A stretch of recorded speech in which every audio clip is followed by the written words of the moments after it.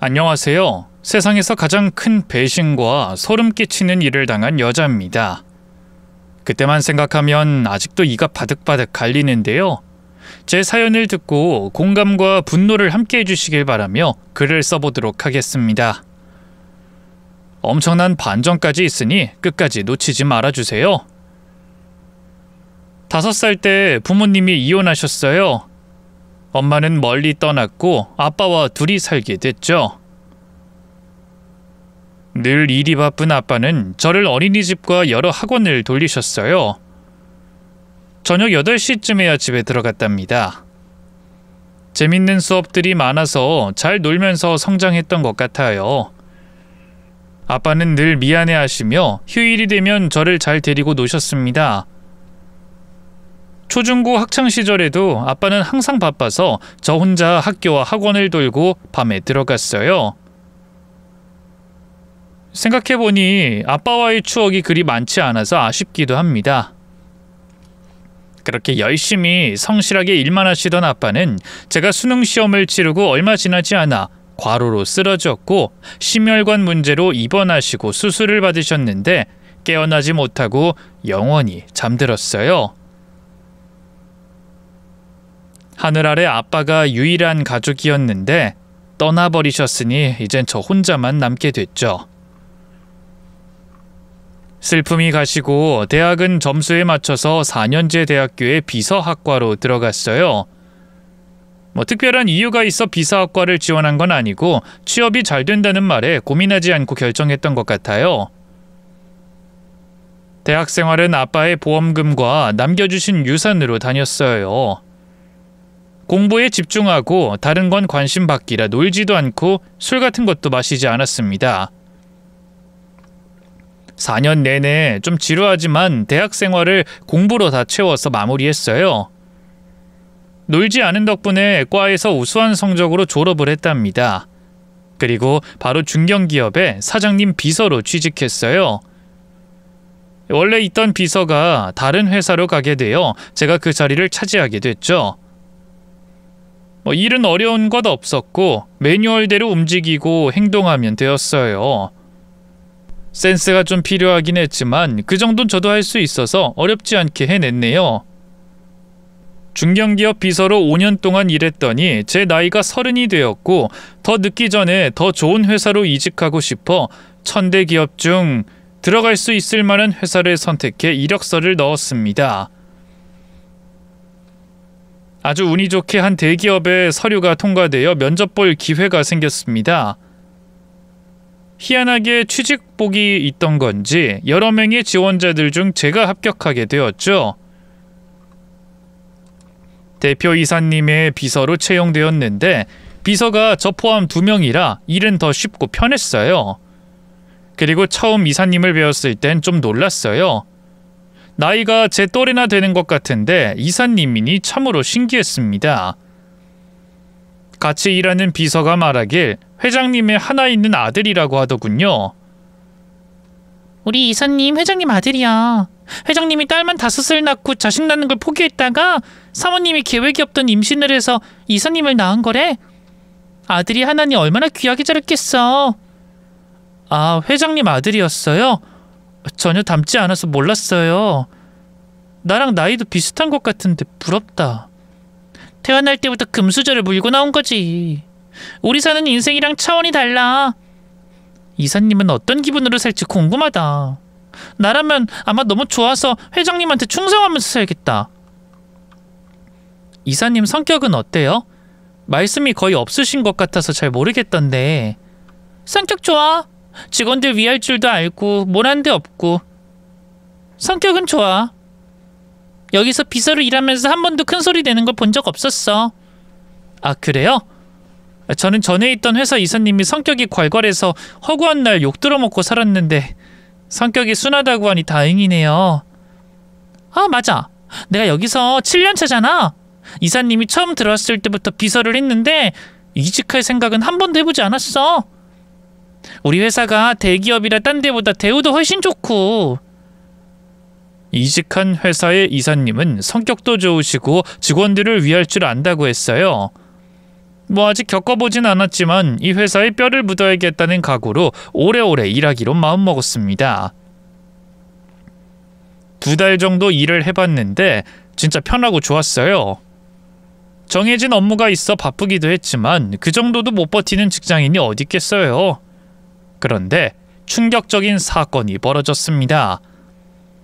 제가 비서로 일하며 상상도 할 수 없는 쓰나미 같은 일이 생겼답니다. 같이 일하는 비서 선배가 월차를 낸 날이었는데 이사님이 저를 사무실 안으로 부르더니 차를 같이 마시자고 하더군요. 이사님, 저 면담 같은 건가요? 희주씨, 앉으세요. 제가 꼭 하고 싶은 말이 있어서 모셨습니다. 네, 어떤 말씀인지 궁금하네요. 혹시 저 잘리는 거 아니겠죠? 저는 어색한 분위기 속에 농담을 던졌습니다. 그러자 이사님이 엷은 미소를 짓더니 이내 말문을 열었습니다. 희주씨, 나 희주씨 좋아합니다. 처음 비서로 오셨을 때 첫눈에 반했어요. 저 괜찮으시다면 저와 만나보시는 게 어떠시겠어요? 진짜 쓰나미가 지나가고 머리가 하얘졌습니다. 대기업 회장님 아들이 저를 좋아한다는데 믿을 수가 없었죠. 이사님, 농담이시죠? 제가 이런 이야기를 농담으로 할 사람으로 보이나요? 아니요, 매사 진지한 분이니 그런 것 같진 않습니다. 저 많이 당황스럽네요. 뭐 제가 싫거나 부담스러우신가요? 다른 거 생각하지 말고 한 남자로만 봐주세요. 젊은 두 남녀가 연애한다고만 생각해보세요. 저 진심으로 희주씨 좋아합니다. 다시 이사님의 눈을 보니 진심 같더라고요. 이런 일은 드라마에서나 봤지 저에게 생길 거라고는 진짜 상상도 하지 않았답니다. 너무 떨리고 긴장해서 대답하질 못했어요. 그 순간 이사님을 찾아온 손님이 호출해서 얼른 뛰어나갔습니다. 손님이 오신 덕에 다행히 그 어색한 상황을 지나쳤는데 속으로는 어떻게 다시 이사님과 대화를 나눠야 할지 고민이었습니다. 이사님은 외모도 멋지고 재벌집 아들에 능력까지 있는 분이셨으니 욕심이 났어요. 그날 저녁에 이사님이 같이 식사하자고 해서 식당에 따라갔고 다시 이야기를 나눴습니다. 저를 포기하지 않고 계속 좋아할 거라는 이사님의 고백에 얼굴이 빨개져서 아무 말도 못했는데 여러 번 진심을 담아 말씀하시길래 저도 마음을 굳히고 대답했습니다. 좋아요. 우리 사귀어요. 아, 모르겠다. 이사님이랑 나랑 인생이 아무리 비교가 돼도 한번 해보죠. 대신 공과사는 꼭 지켜주세요. 우리가 만나다가 헤어져도 제 일자리 빼앗지 마세요. 아셨죠? 헤어질 일은 아마 없을 겁니다. 그럼 우리 지금부터 연인 사이가 된 거 맞죠? 그게... 네, 맞아요. 우린 사귀는 사이가 됐어요. 앞으로 잘 부탁드립니다, 이사님. 이제 둘이 있을 땐 편하게 말하자, 희주야. 내가 1살 많으니까 오빠라고 불러. 오빠? 그래, 그렇게 불러. 저와 남자친구는 눈을 마주치며 싱긋 웃었습니다. 그렇게 이사님과 커플이 되고 비밀 연애를 시작했습니다. 선배 비서는 뭔가 봤는지 저에게 이런 말을 하더라고요. 희주씨, 이사님 연애하는 것 같아. 내가 그 커피 가져다 드리는데 카톡을 열심히 하면서 희죽거리더라고. 남자들이 카톡하면서 그렇게 해맑게 웃는 게 무슨 이유겠어. 딱 봐도 연애 중이야. 그동안 솔로로 쭉 지내더니 이번에 여자를 만났나 보네. 이사님이 그동안 솔로였어요? 응. 여자한텐 관심이 없는 줄 알았다니까. 맨날 일만 하면서 사는 일중독자였어. 지금 연애하는 게 확실해. 아마 다른 대기업 딸내미겠지? 하여튼 부럽다. 누군지 얼굴이라도 보고 싶네. 저는 조용히 입을 다물었습니다. 비밀 연애로 얼마나 만날진 모르겠지만 나중에 혹시라도 남자친구 집안에 걸려서 헤어지게 되어도 슬퍼하지 않으리라 다짐했어요. 1년 동안 비밀 연애는 계속되었고 아무 얘기도 들키지 않았습니다. 그런데 어느 날 회장님이 이사님 사무실에 찾아오셨고 저도 들어오라고 하셨어요. 표정을 보아하니 모든 걸 알고 찾아오신 것 같았습니다. 자리에 앉으라고 하셔서 지레 겁을 먹고 앉았습니다. 김 비서, 자네랑 내 아들이 사귄다고 하던데 사실인가? 네? 저는 놀라서 남자친구의 얼굴을 봤습니다. 그이가 저 대신 대답을 해줬습니다. 아버지, 희주랑 저 만나는 거 어떻게 하셨어요? 뭐야, 맞다는 거야? 내 운전기사님이 둘이 데이트하는 걸 봤다고 하셨어. 성태, 너 진짜로 연애하는 거냐? 아버지, 희주 좋은 여자예요. 제가 사랑하는 여자입니다. 그러자 회장님의 굳은 얼굴이 활짝 펴졌습니다. 하하하, 이제야 성태 이놈이 연애를 하는군. 너도 남자가 맞았구나. 하도 여자를 안 만나길래 난 네가 여자가 아닌 남자 좋아하는 줄 알았다. 하하하하. 뭐라고요? 아버지, 어떻게 그런 생각을... 그래, 미안하다. 아무튼 연애한다고 하니까 기분 좋아서 찾아와 봤다. 저랑 희주 만나는 거 허락해 주겠다는 말씀이죠? 뭐 반대할 이유가 있나? 김비서가 전과자냐? 저는 두 손을 흔들며 대답했어요. 아니요, 전과자라뇨. 그럼 여기 취직도 못했겠죠, 회장님. 그럼 됐어. 둘이 나란히 앉아있는 걸 보니 잘 어울리네. 김비서, 우리 아들 좀 잘 봐줘. 이 몸은 어른인데 생각하는 건 아직 철부지애야. 잘 만나봐. 회장님은 저의 어떤 것도 따지지 않고 교제를 허락해 주셨습니다. 저는 웃으면서 사무실에서 나올 수 있었죠. 같이 일하는 선배가 다 들어서 저에게 확인차 물었습니다. 희주 씨였어? 이사님의 여자친구가 희주 씨? 아, 선배 죄송해요. 미리 말씀드리지 못한 건... 야! 정말 세상에 믿을 사람 없네. 희주 씨가 여태껏 비밀 연애 해온 거야? 난 옆에서 아무것도 모르고 맨날 이사님 여자친구가 부럽다고 한 거야? 미안해요, 선배님. 이사님이 비밀로 하라고 해서... 선배는 한참 동안 놀라서 말을 제대로 못했는데 하루가 지나고 나서는 축하의 말도 해주고 꼭 결혼까지 가라고 응원해 주셨습니다. 회장님까지 교제를 허락하셨고 회사에도 소문이 돌았어요. 이제 저는 시집을 다 간 셈이었죠. 나중에 이사님과 헤어지면 이 회사에 더는 다닐 수 없을 것이었어요. 회장님은 사모님을 모시고 와서 저와 식사를 하시며 여러 대화를 나눴는데 저의 부모님에 대한 이야기도 들려드렸습니다. 이혼 가정에서 아빠 밑에서 자란 이야기, 추억보다는 학원을 돌고 돌면서 성장했던 이야기를 빠짐없이 들려드렸죠. 그러자 사모님은 제 두 손을 잡더니 마음이 많이 외로웠을 것 같다며 위로해 주셨고 저를 꼭 며느리로 드리고 싶다고 하셨습니다. 드라마에서 보던 재벌들의 모습과는 완전히 달랐어요. 저의 환경이나 배경 따윈 따지지 않고 그냥 있는 그대로의 모습을 예뻐해 주셨고 인정해 주셨습니다. 남자친구와 저는 더 깊은 사이가 되어 결혼까지 약속하게 되었네요. 여러 가지로 좋은 일들만 생겨서 기분이 날아갈 듯 했는데 어느 날 회장님이 저를 사무실로 부르셔서 얼른 엘리베이터를 타고 올라갔습니다.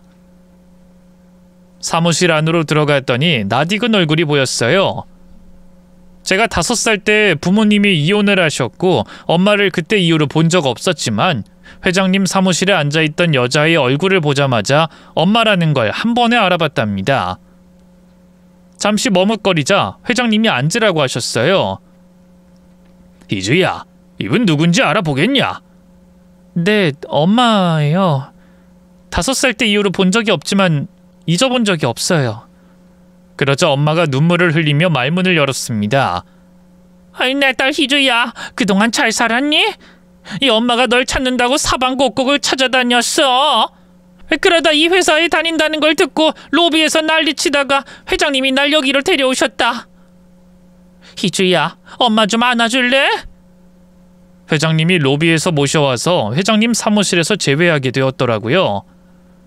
엄마를 기억하긴 하지만 아빠와 이혼 후 한 번도 본 적도 찾아오신 적도 없어서 큰 정은 없었습니다. 그래서 안아달라는 말을 무시했어요. 왜 지금 저를 찾아오신 거죠? 그야 네가 보고 싶었으니까 희주야.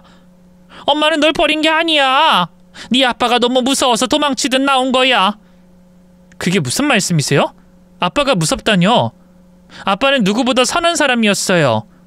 날 키우려고 하루도 편히 쉬신 적이 없다고요.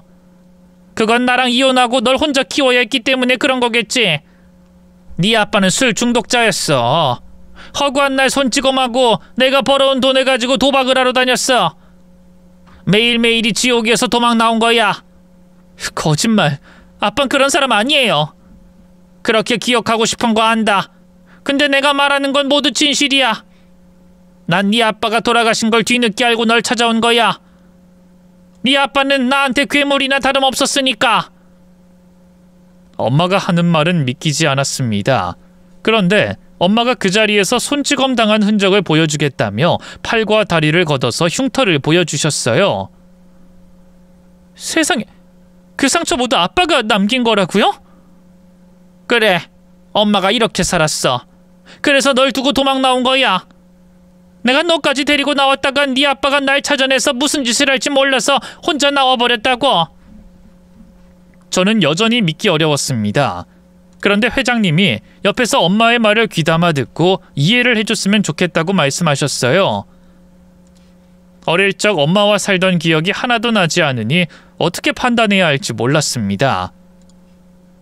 엄마는 한참을 울고 나서 저에게 이제라도 모녀 사이로 지내고 싶다고 말씀하셨습니다. 희주야, 이제라도 나를 엄마로 받아주면 안 되니?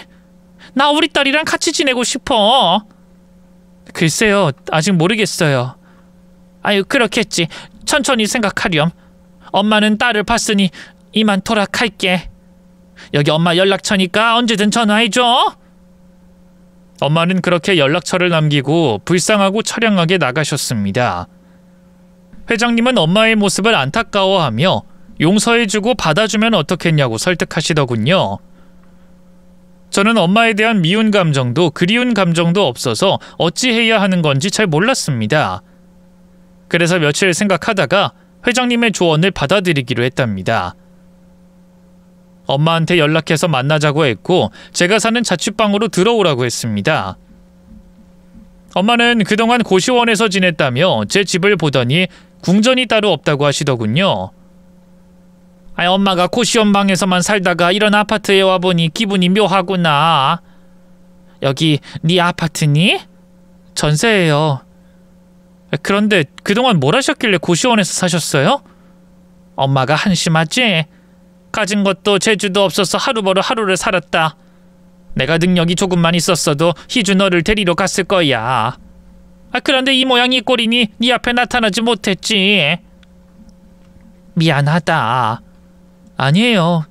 뭐 사람마다 사정이 있는 거니까요. 아무튼 여기서 당분간 지내시고 저 결혼하면 혼자 사실 집 알아볼게요. 제가 결혼한다는 말을 꺼내자 엄마가 활짝 웃으셨습니다. 희주야, 너 회장님 아들이랑 결혼하는 거야? 대기업 2세랑 결혼하는 거니? 네, 그 남자친구한테 프로포즈도 받았고 회장님 부부께도 허락받았어요. 아유, 우리 딸 최고다. 이 엄마보다 100배는 낫구나. 정말 잘 됐어. 그럼 엄마도 딸 덕을 볼 수 있는 거지? 아유, 내가 지금 뭐라는 거야? 아유, 이래서 없는 사람들이 염치가 없다고 하나 보다. 내가 가진 게 없으니 욕심만 가득하구나. 방금 한 말은 취소다. 회장님이 아니어도 제가 도와드릴게요. 사실 엄마라는 존재가 멀게만 느껴져서 인연을 다시 이을 생각은 없었는데 회장님이 천륜을 끊을 순 없고 다시 만난 엄마를 꼭 받아줬으면 좋겠다고 하셔서 이렇게 결정한 거예요. 아유, 회장님이 대단한 분이시구나. 아주 훌륭하시다. 엄마는 집에 짐을 풀고 주방에서 요리를 하셨어요. 저에게 엄마 밥을 먹은 게 기억이 안 날 거라며 이제부턴 질리도록 엄마 밥을 해주겠다고 하셨죠. 된장찌개, 김치찌개를 번갈아 가면서 끓여주셨고 어릴 적 좋아했던 계란말이와 소시지 부침도 해주셨습니다. 희준이가 분홍 소시지를 참 좋아했었는데 지금도 좋아하니? 그런 걸 기억하세요? 네, 지금도 좋아해요. 엄마가 해준 거라 그런지 더 맛있네요. 아휴, 우리 불쌍한 딸. 엄마가 해준 밥을 못 먹고 자라게 해서 너무너무 미안하다. 이제 사과는 그만하세요. 그리고 아빠에 대한 이야기도 하지 마시고요. 엄마가 아빠의 탓을 하며 이혼했다는 걸 말할 때마다 마음이 불편했어요. 아빠가 무서운 사람이었다는 게 믿기지도 않았고 아빠를 원망하고 싶지 않았거든요. 아무튼 저희 모녀는 한 집에 살면서 조금씩 정을 쌓으며 잘 지냈습니다. 어느 날 용돈을 드리며 하고 싶은 걸 하시면서 편하게 계시라고 했어요. 그날 밤 엄마는 외박을 하셨고 다음날 아침에 들어오셨어요. 엄마, 왜 연락이 그렇게 안 되는 거예요? 밤새 뭐 하셨어요? 그 봉사활동 갔다가 밤에 너무 피곤해서 자고 왔다. 봉사활동이요? 엄마 그런 것도 하세요? 그래. 이 엄마가 가진 것도 없고 재주도 없지만 봉사는 늘 해왔어. 아마 널 두고 나온 것이 마음에 걸려 벌 받고 싶지 않아 봉사를 한 것 같구나. 봉사를 하더라도 적당히 하셔야죠. 저 출근할게요. 푹 쉬세요. 그런데 희주야, 나 용돈 좀 다시 주면 안 되겠니? 어제 드렸잖아요. 그건 어제 기부하는데 다 써버렸다. 이 혼자 사는 독거 노인들한테 좀 베풀었더니 주머니가 텅 비었더구나. 집안 살림도 해야 하고 밥도 해야 하니 생활비 좀 부탁하마. 엄마가 왜 그동안 고시원을 벗어나지 못한지 알 것 같았습니다. 남 도와주며 사느라 자신의 것을 챙기지 못한 것이었죠.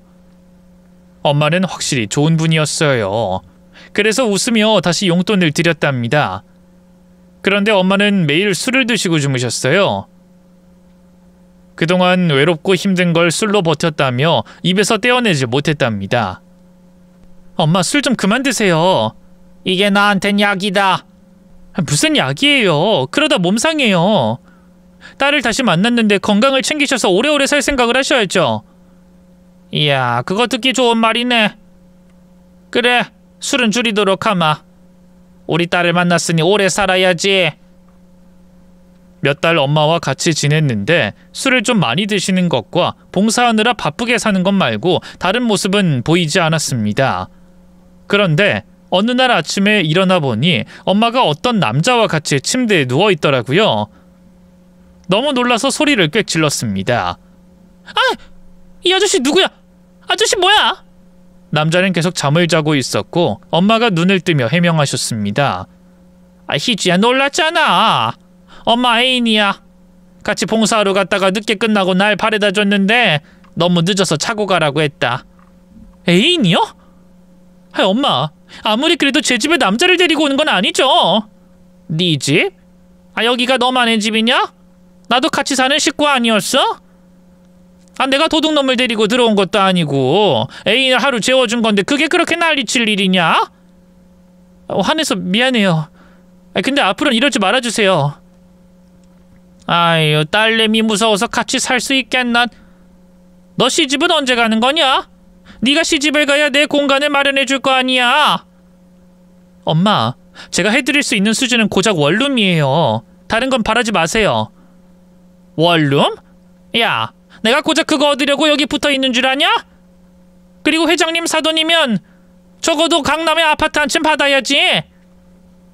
엄마는 아주 불쌍한 사람인 줄 알았는데 그건 아닌 것 같았습니다. 같이 지내보니 후회가 좀 들었고 아무래도 선을 좀 더 굵게 그어야 할 필요가 있다고 느꼈습니다. 남자 데리고 오는 걸 한 번 보고 끝인 줄 알았는데 얼마 못 가 다른 남자를 데리고 와서 자고 있더라고요. 엄마, 지금 뭐 하는 거예요? 남자를 바꿔가면서 집에 데리고 오는 거예요? 아유, 깜짝이야. 희주야, 엄만 연애하면 안 되니? 지난번 남자는 너무 질척대서 헤어졌어. 새로 사귄 남자친구니까 예의 있게 말해라. 엄마, 봉사활동 다니는 거 거짓말이죠? 얘가 지금 뭘 하는 거야? 네 엄마한테 말버릇이 그게 뭐야? 내가 거짓말하고 다른 허튼 짓이라도 한다는 거야? 그런 짓은 내가 아니라 네 아빠가 있었다고 말했잖니? 아니요, 아빠는 그런 분 아니었어요. 처음부터 엄마가 거짓말한 것 같아요. 아무래도 같이 사는 거 그만해야겠어요. 그만 나가주세요. 남자친구를 집에 데리고 왔다고 나가라고 하네. 아주 웃기는 기집애야. 야, 갈 데도 없고 나가기도 싫다. 나가려면 네가 나가라. 여기 제 집이에요. 엄마랑 사는 거 취소한다고요. 어서 나가세요. 희주야, 흥분하지 마. 엄마도 여자야. 연애 좀 하면서 살자. 우린 더 잘 테니까 알아서 밥 먹고 출근해라. 문 닫고 나가라. 제가 아무리 버럭버럭하면서 나가라고 해도 귀등으로 듣고 무시해버리더라고요. 저는 코가 꿰었다는 말을 그때 처음 알았어요. 낳아줬다고 무조건 부모가 아니라는 것도 절실하게 느꼈답니다. 그리고 며칠 뒤에 회사에서 일하다 문득 집에 빨리 가고 싶다는 마음이 들었어요. 느낌이 그럴 때 있잖아요. 집에 무슨 일이 일어났을 것 같은 느낌이요. 저는 제 느낌을 믿고 얼른 반차를 내고 집에 들어갔답니다. 그런데 집안에서 화투판이 벌어져 있었습니다. 이게 다 뭐야? 엄마 지금 뭐 하시는 거예요? 너 퇴근하려면 아직 멀었잖아. 왜 벌써 오니? 지금 그게 문제가 아니잖아요. 왜 제 집에서 화투를 쳐요? 그냥 재미로 하는 거야. 친구들 불러서 노는 거라고. 이 고스톱이 치매 예방에 그렇게 좋다잖아. 나도 이 화투를 손에 잡으면 이 막힌 혈관이 뻥 뚫리는 기분이라고. 재미삼아 하는 건데 돈다발이 엄청 많네요. 이건 도박이잖아요. 당장 그만두고 내보내요. 얘가 지금 뭐라는 거야? 나 지금 따고 있어. 손에 패가 착착 붙고 있다고. 넌 가만히 있든지 나가서 몇 시간만 있다 들어와라. 당장 끝내지 않으면 경찰 부르겠어요? 제 이 한마디에 엄마와 여자들이 저를 노려보더라고요. 다들 혀를 차더니 화투를 집어던지더니 돈을 챙겨서 나갔습니다. 엄마는 저 때문에 돈을 따다 말았다며 짜증을 심하게 부렸고요. 알코올 중독의 남성 편력에 도박까지 하는 엄마라니 차라리 만나지 않는 게 훨씬 나을 뻔했습니다. 이후 엄마한테 계속 나가라고 해봤지만 제발로 나가지 않으시니 용돈을 끊어버렸어요. 스스로 돈을 벌러 나가시면 자연스럽게 고시원이든 어디든 돌아갈 줄 알았는데 전혀 아니었습니다. 엄마, 제 카드로 현금 서비스 받았어요? 아까 문자 받고 얼마나 놀란 줄 아세요? 그거? 내가 보육원에 기부하려고 하는데 돈이 없어서 잠시 빌린 거다. 나중에 갚으마. 기부요? 그것도 거짓말이죠? 엄마 사는 걸 보니 기부랑 봉사랑 거리가 먼 것 같은데요. 그 돈으로 또 도박했죠? 또 엄마를 아랫사람 다루듯이 말하네. 도박 아니거든? 그때 한번 재미로 친 거 가지고 도박쟁이로 몰고 가지 마라. 희주야, 그만 좀 해라. 내가 널 낳아주건만 해도 은혜로운 일이니 나한테 은혜 갚는다고 생각하고 참아. 낳아준 거 말고 뭘 하셨는데요? 날 키워주신 건 아빠예요. 그리고 엄마는 아빠를 무섭고 못된 사람이라고 거짓말을 하셨죠. 더는 못 봐주니까 나가요. 내 집에서 나가란 말이에요. 못 나가. 네가 결혼하고 나한테 크게 한몫해줄 때까지 버틸 거다. 내 사돈이 대기업 회장님이 되는데 내가 미쳤다고 지금 포기하고 나가겠냐? 희주야, 너 예쁜 얼굴 누구한테 물려받은 건지 모르겠냐? 내 얼굴을 봐라. 나나 너나 남자들이 환장하는 미모라고. 넌 내 작품이야. 정말 기가 차서 돌아버리겠더라고요. 엄마의 사생활을 짐작하고 모녀 사이로 지내는 걸 다 끝내고 싶었는데 저를 이용해서 회장님한테 빨대를 꽂으려는 것 같았는데 전 그것을 두 눈으로 보고 싶지 않았습니다. 그래서 전세 기간이 한참 남았지만 집주인에게 부탁해 집을 빼기로 했습니다. 이삿짐을 싸고 있자 엄마가 뭐 하는 거냐고 묻더라고요. 희주야, 너 결혼 날짜 잡았니? 신혼집도 잡은 거야? 그래서 이사 가는 거구나? 아니요, 회사 근처 원룸으로 이사해요. 거긴 저 혼자 이사 가니까 엄마도 알아서 살 곳 마련하세요. 예, 내가 남자들을 집에 데리고 온 것 때문에 이러니? 화투 한번 친 걸로 이러는 거야? 희주야, 네가 싫다면 앞으로는 남자 안 만나봐. 화투도 다시는 치지 않을게. 그것 말고도 엄마가 많이 이상해요. 제가 아는 건 없지만 같이 살면 안 될 것 같은 느낌이 크게 들거든요. 처음부터 엄마를 제 집에 들이는 게 아니었어요. 말하는 것 봐라. 아주 지혜비를 빼다 박았네. 네 아빠가 의처증이 있었는데 너도 비슷한 것 같구나. 그리고 내가 남자 만나는데 무슨 큰 문제라도 되니? 뭐 법을 어긴 거야? 이 엄마도 여자란 말이야. 제 돈을 흥청망청 쓰시고 조금도 노력을 안 하시면서 지내잖아요. 더 확인할 필요 없이 이쯤에서 그만두죠. 그러자 엄마는 제 머리채를 잡고 흔들었습니다. 이거 놓으세요. 야, 내가 널 어떻게 찾았는데 감히 날 내다 버리겠다는 거야? 너도 내가 우스워? 우스운 게 아니라 엄마가 엄마처럼 느껴지지 않아요. 엄마, 진심으로 날 보고 싶어서 찾아온 거 아니죠? 내가 대기업 회장님 아들이랑 결혼한다는 걸 알고 찾아온 거잖아요. 설사 그렇다고 해도 네가 이러면 안 되지. 천륜은 끊을 수 없다고 회장님이 그랬다면서. 그러니 천륜을 지켜라. 이 엄마를 끝까지 책임지라고. 싫어요. 그냥 엄마는 애초에 없는 사람으로 생각하고 살 거예요. 회장님한테 가서도 다 말씀드릴 겁니다. 우리가 엄마한테 속았다고요. 엄마는 날카로운 손으로 따귀를 날렸고 바닥에 패대기 쳤습니다. 희주야, 다시 말하지만 네가 회장님 며느리가 되는 이상 난 절대로 떠나지 않을 거다. 너와 난 절대로 다시 헤어지지 않을 거야. 알아들어? 엄마의 협박은 무섭지 않았습니다. 제가 여기까지 어떻게 살아왔는데 갑자기 나타난 엄마 때문에 인생을 무너뜨리겠어요? 원룸에는 제 집만 가지고 이사를 했고 엄마를 받아주지 않았습니다. 매일 원룸 앞에 와서 초인종을 울려댔지만 열어주지 않았습니다. 한편 회장님께 다 말씀드렸더니 사과를 하시더군요. 아이고, 나 때문에 고생이 많았구나. 모친께서 거짓말이 심하고 남성 편력이 심하다고? 집에도 남자를 데려오고 게다가 도박까지? 그거 참 문제가 심했구나. 내가 사람을 잘못 봤네. 네, 거짓말을 밥 먹듯이 하는 분 같아요. 그거 말고도 밖에서 뭘 하고 다니는지 모르겠지만 정상적인 사람으로 느껴지지 않았어요. 회장님, 저희 엄마가 찾아와도 그냥 무시하는 게 좋을 것 같습니다. 그거 참 안타깝구만. 난 희주 네가 이제라도 가족을 찾게 돼서 잘된 일이라고 생각했는데 말이야. 희주야, 그래도 엄마를 너무 원망하지 마라. 그럴수록 네가 더 힘들어진다. 네 모친이 다시 찾아오면 만나지 않으마.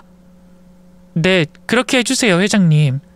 그렇게 엄마와의 인연을 다시 끊기로 결정했고 회장님은 제가 혼자 원룸으로 이사한 게 마음에 걸린다며 결혼을 서두르자고 하셨어요.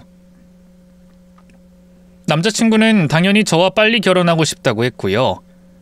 그래서 회장님 가족들을 모두 만나 식사를 하는 자리를 가지게 됐어요. 시누이들을 처음 만났는데 다들 성격이 좋아 보였습니다. 그리고 결혼에 대한 이야기가 나왔는데 저는 아무것도 준비할 필요가 없다고 하셨어요. 제가 이런 복을 받아도 되는 건진 모르겠지만 감사히 받기로 했네요. 그런데 제가 선을 그었던 엄마가 어떻게 알았는지 식구들이 모인 식당에 찾아오셨습니다. 여기 맞구만. 회장님, 사모님, 두 분 서운하게 왜 저한테 연락을 안 하셨어요? 우리 사돈들 사이인데 이러기 있어요? 회장님은 엄마를 보고 한숨을 내쉬며 당당하게 말씀하셨습니다. 희주 어머니, 이야기 들었습니다. 희주 집에 남자들을 바꿔가며 데리고 오는 것도 모자라 도박도 하셨다고요. 그런 분인 줄 알았다면 희주한테 받아주라고 하지 않았을 겁니다. 뭐요? 그깟 연애 좀 하고 고스톱 좀 쳤다고 내가 희주 엄마 자격이 없다는 겁니까? 진짜 너무하시네. 난 내 딸이랑 다시는 헤어지지 못합니다. 그리고 내 허락 없이 이 결혼이 가능할 것 같아요? 나 희주 엄마입니다. 여기에 참여할 자격이 있으니 뭐라 하지 마세요. 엄마는 염치가 없는 것도 으뜸이라 많은 식구들 앞에 뻔뻔하게 앉으셨습니다. 그리고는 결혼 선물로 자신의 아파트와 자동차를 받고 싶다고 하시더군요. 회장님, 나 혼자 살 아파트랑 차 한 대 사줘요. 그리고 신용카드도 주시고. 뭐라고요? 희주 어머님, 희주 시집 보내면서 장사하겠다는 겁니까? 희주를 낳은 엄마로서 그 정도 대접은 받아야 한다고 생각합니다. 내가 요구하는 거 다 들어주면 조용히 찌그러져서 살게요. 난 한 번 받으면 끝이지 계속 두고두고 받아먹는 인간 아닙니다. 그 정도는 해주실 수 있죠? 그걸 해주지 않으면 희주 앞에 계속 나타나서 괴롭히겠다는 겁니까? 내가 언제 희주를 괴롭혔다고 그러세요? 말씀 참 이상하게 하시네. 저요, 희주한테 진짜 좋은 엄마가 되려고 온 거거든요? 그리고 회장님은 우리 모녀한테 기대 이상으로 많은 걸 해줄 수 있으니까 좀 베풀어 주세요. 엄마의 진상짓에 모두들 혀를 차더군요. 저는 너무 수치스러워서 자리에서 도망치고 싶은 마음이었습니다. 그런데 그때 제가 초대한 분이 들어오셨어요. 작은아빠.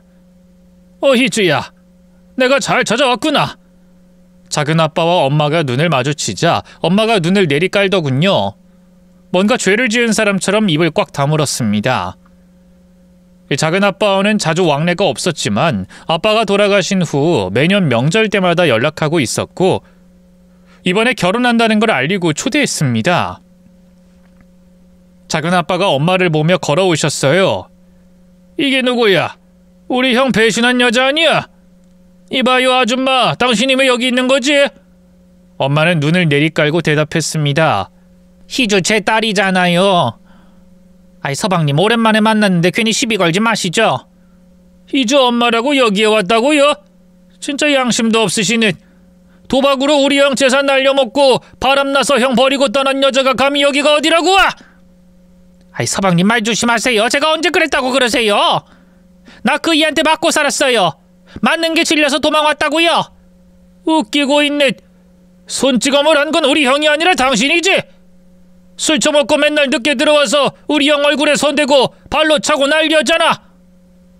게다가 희주 우는 소리 듣기 싫다고 갖다 버리라고 한 게 누군지 기억 안 납니까? 역시나 아빠는 제 기억 속의 모습이 맞았습니다. 엄마라는 사람이 거짓말을 한 게 맞았죠. 그런데 충격적인 반전은 아직 남아 있었어요. 그리고 희주가 당신이랑 피연방울 섞인 모녀라도 됩니까? 우리 형이랑 당신은 재혼 부부고 희주는 이전 형수의 딸이고요. 돌아가신 형수가 혼인신고하지 않아서 호적에 올라가 있지 않아 희주가 몰랐던 모양인데 내가 진실을 말해야겠네요. 당신이 나타나지 않았더라면 희주가 괜히 힘들까봐 말을 안 하려고 했는데 당신 우리 형이랑 재혼한 희주 계모였잖아. 그 말에 저는 벌떡 일어났습니다. 작은아빠 그게 사실이에요? 그럼 이 여잔 제 친엄마가 아니에요? 그래, 널 낳은 친모는 몸이 약해서 돌아가셨다. 혼인신고는 친모의 부모님의 반대로 하지 않았어. 네가 태어나고 인정받고 정식으로 결혼식도 치르고 혼인신고를 하려고 했지. 근데 네 친모는 널 낳고 얼마 뒤에 돌아가셨다. 그리고 네가 첫 돌이 지나고 재혼을 해서 저 여자가 네 엄마가 된 거야. 따지고 보면 남남이라고. 너의 태생과 유년 시기가 매우 복잡하고 형도 말하고 싶지 않아 희주 너한테 말하지 못했던 거야. 아무튼 저 여자 네 엄마 아니야. 그걸 이제야 알게 된다니.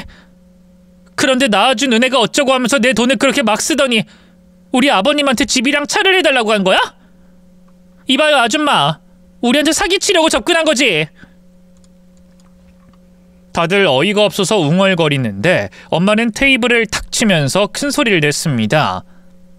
희주야, 넌 내가 낳은 자식은 아니지만 가슴으로 낳은 자식이다. 널 한순간도 내 딸이 아니라고 생각한 적 없어. 그러니 이 결혼에 참여할 거야. 네 엄마로서 말이야. 이 아줌마 진짜 웃기네. 친엄마도 아니고 몇 년 같이 살았다고 엄마 행세하려는 거야? 당신이 계모인 걸 알았으면 처음부터 아는 척도 안 했을 거야. 나가. 당장 나가. 얘가 진짜 왜 이러는 거야? 난 네 엄마야. 널 5년은 키운 엄마라고. 절 키웠다는 말에 작은아빠가 발끈하셨어요. 키우긴 누가 키웠다고 그래? 우리 조카한테 돈이 든다고 갖다 버리자고 한 게 누군데? 형이 당신한테 어쩌다가 빠진 건진 모르겠지만 나중에라도 정신 차리고 이혼해서 천만다행이었어. 당신이랑 계속 살았으면 희주 인생이 어떻게 됐을지 모른다고. 사돈 여러분, 이 여잔 여기에 앉을 자격이 없습니다. 도박 중독의 남자의 환장한 여자라고요. 또 남편 때리는 아주 무서운 여자였다고요. 한 식구가 되면 무슨 짓을 저지를지 모르는 인간입니다. 아무것도 해줄 필요 없이 쫓아내야 합니다. 작은아빠가 오시지 않았더라면 회장님이 엄마의 요구를 들어줬을지도 모릅니다. 돈 주고 떼어내려고 마음먹었을 것입니다. 이제 제가 친딸도 아니고 저를 제대로 키운 사람이 아니라는 게 밝혀졌으니 더는 꼴을 봐줄 필요가 없었습니다. 저와 작은아빠가 엄마를 잡고 식당룸에서 쫓아내려고 밀어내는데 안 나가려고 안간힘을 쓰더군요. 못 나가. 나 희주 엄마라고. 사돈한테 받아먹어야 할 게 있다고. 이건 나. 회장님, 사모님, 결혼식은 나 없이 절대 못합니다.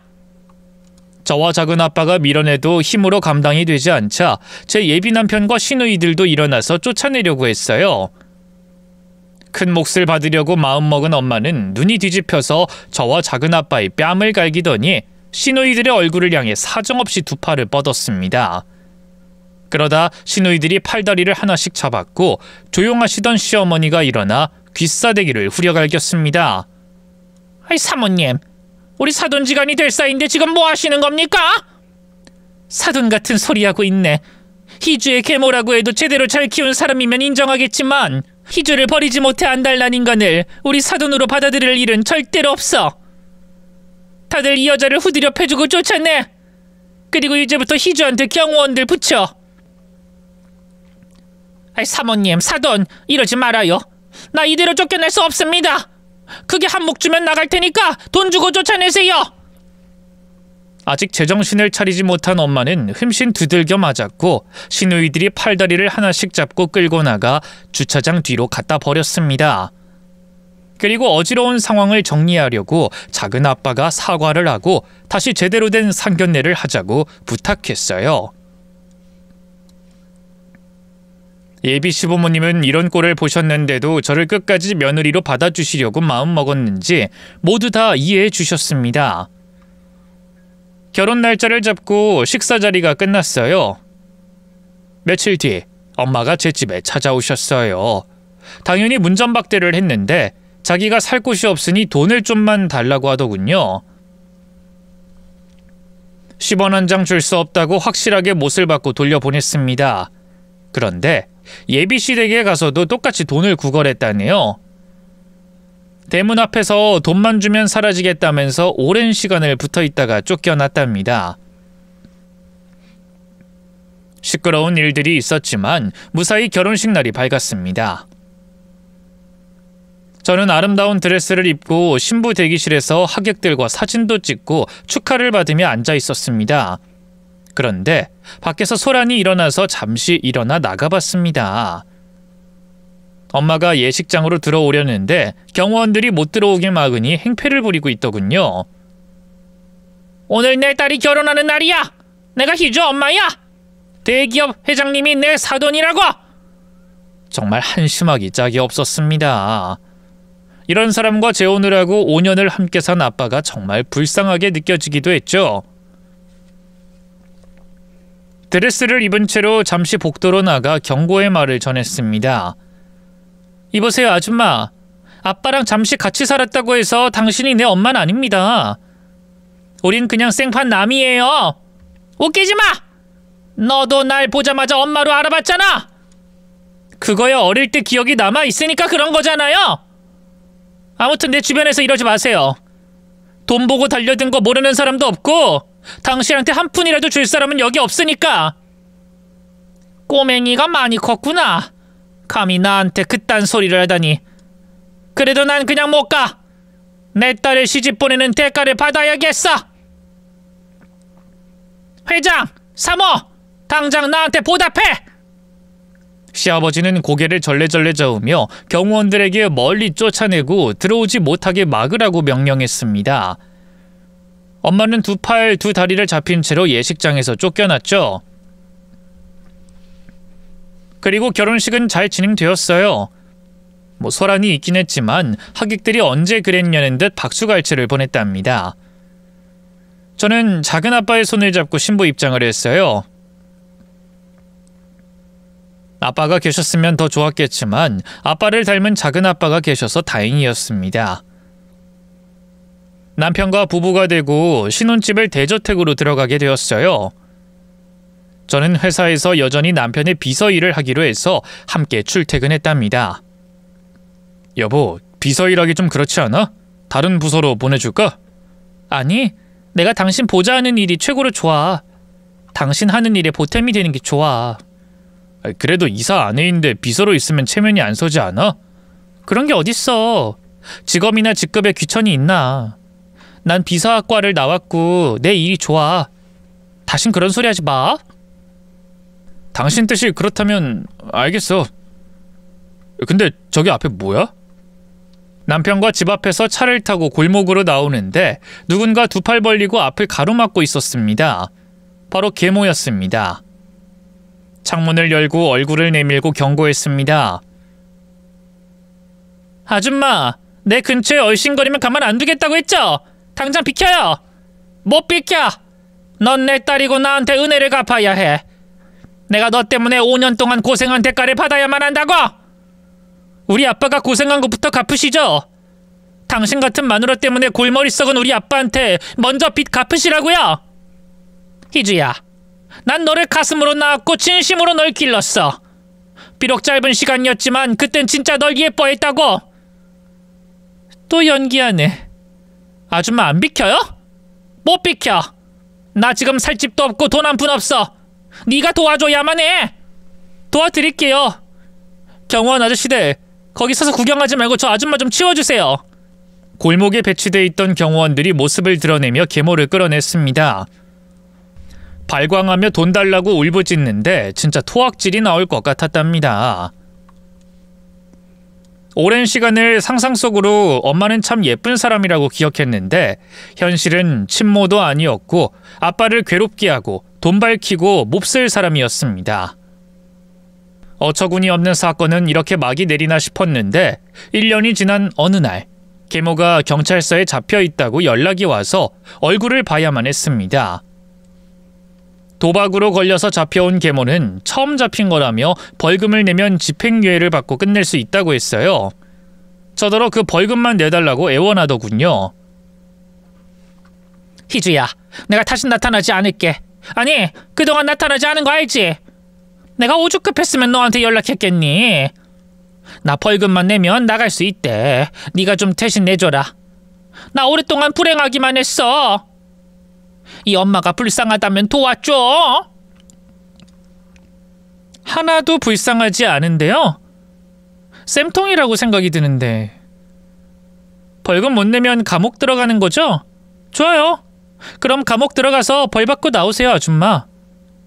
너 지금 뭐랬니? 날 감옥에 보내겠다고? 넌 진짜 나에 대한 정이 눈꼽만큼도 없니? 정이 아니라 증오심만 가득하거든요?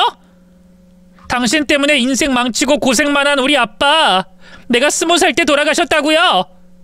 그것도 모두 따지고 보면 당신 때문이에요. 그리고 내가 돌았다고 당신한테 돈을 주겠어요? 당신이 뭔데? 이 못된 것! 더 못된 거 보여줄게요. 탄원서 써서 엄벌에 처해달라고 판사님한테 보낼 겁니다. 너 진짜 안 되겠구나. 내가 감옥 가기 전에 희주 널 작살내고 교도소에 말뚝 박고 말겠다. 계모는 몸을 던져서 저를 넘어뜨리고 제 몸 위에 올라탔습니다. 두 주먹에 힘을 주고 저를 때리려는데 경찰이 계모 머리통을 날려버려서 옆으로 고꾸라져 기절했답니다. 어쩌다 저런 여자랑 엮여서 경찰서까지 다 와보네. 아줌마, 벌 받고 나와서는 새 사람 되세요. 아니다. 그냥 지금처럼 악질 인간으로 살다가 또 잡혀 들어가세요. 도박도 계속하고 남자도 계속 환장하면서 만나고 다니세요. 다만 내 눈에만 띄지 마세요. 아시겠어요?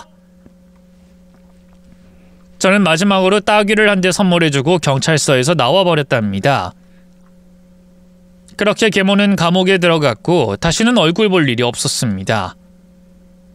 저는 결혼생활 2년 만에 임신하게 되어 남편과 시부모님께 더 많은 애정과 관심을 받게 되었답니다. 아빠를 괴롭게 하고 배신한 엄마, 다시 저를 찾아와 모녀지간으로 지내려고 시도했던 엄마, 실체는 계모고 회장님 댁에 시집 간다고 돈을 뜯어내려고 접근했다가 참교육받고 끝장났네요. 하늘 아래 제 식구는 시부모님과 남편, 곧 태어날 아기가 있습니다. 이런 가정을 꾸리기 전에 액땜했다고 여기고 살려고요. 저의 기막힌 사연은 여기서 마무리하겠습니다. 경청해주신 여러분 감사합니다. 저보다 행복하시길 두 손 모아 기도하겠습니다. 안녕히 계세요.